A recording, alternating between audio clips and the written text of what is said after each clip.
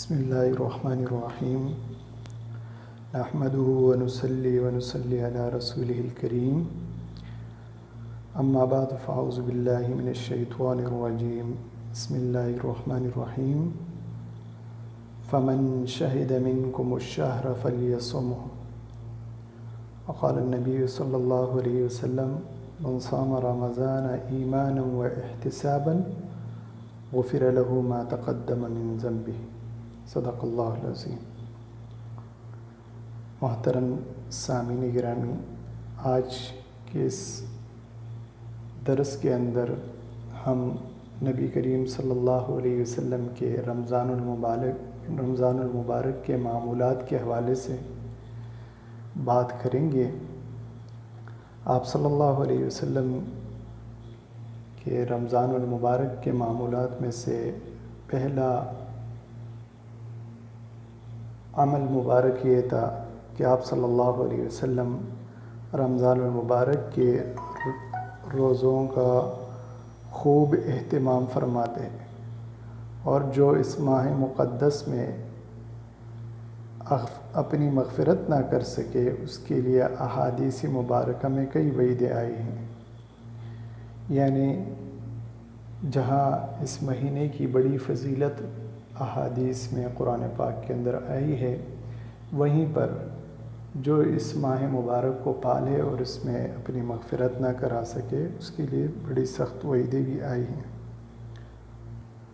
آپ صلی اللہ علیہ وسلم کا دوسرا عمل مبارک رمضان المبارک کے مہینے میں یہ تھا کہ جہاں ماہ رمضان المبارک کے دن کے روزوں کے ساتھ ساتھ پیارے رسول صلی اللہ علیہ وسلم رات میں قیام اللیل یعنی نماز تراویح اور دیگر نوافل کا خوب اہتمام فرماتے تھے۔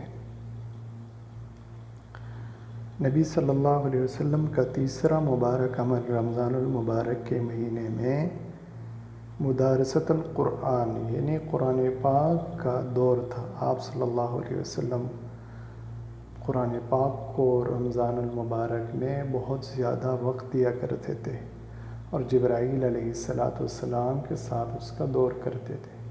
اور حدیث پاک کے اندر آتا ہے آپ صلی اللہ علیہ وسلم جو مرض وفات کا سال تھا اس میں آپ صلی اللہ علیہ وسلم نے 2 مرتبہ قرآن پاک حضرت جبرائیل علیہ السلام کو سنایا۔ تو رمضان کا مہینہ یہ قرآن کا مہینہ ہے، جیسے کہ میں نے آپ کے سامنے آیت تلاوت کی، شہر رمضان انزل فیہ القرآن۔